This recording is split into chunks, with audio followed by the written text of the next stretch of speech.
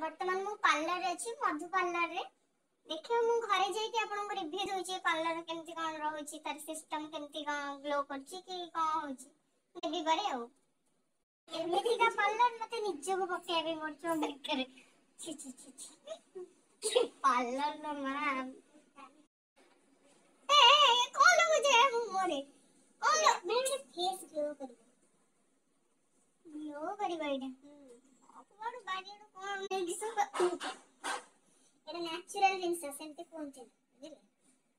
सस्ता वाला मोटू 90,000 टा लेले हल्दी चट्टा रे जिंस यूज करियो माने केनाडा ए की कपड़ा एटा को कपड़ा एटा लगे जम एटा भलोडा नुआडा कोन आपण पार्लर टिसु बिसु भी नाही ना हमर एटी कपड़ा मैडम दे फेस देखि के क्लीन देखाउची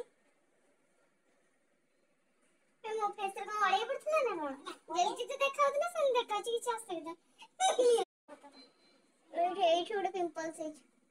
मते तो अच्छा मैडम आपनकर गोल्ड फेशियल टे केते कोन रहउची प्राइस 1,500 टका के रहउची 1,500 बजट के अधिक ना ना कोरिया छथि कोन दे एते पचार ना रहते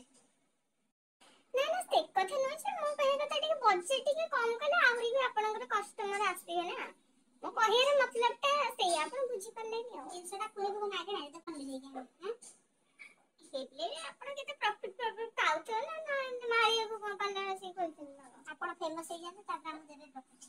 ना मो फेमस नाही ना काली जो मधु पार्लर जाइथली कहथिन ना आपन मान को रिव्यू तार देबी बस एती कहूछी आपण माने केबे भी से बेकारिया पार्लर को जांत ना आपण का अजथा पैसा वाला वेस्ट ही हबो काहे से बारियाडू जहा पाउछन ताणी माने मुहरे लगौछंती कोनोसी भी गोटे माने मु देखिनी कि प्रोफेशनल जिंस किछ गोटे रखिबार से मने इच्छा पैसा नौछंती लोक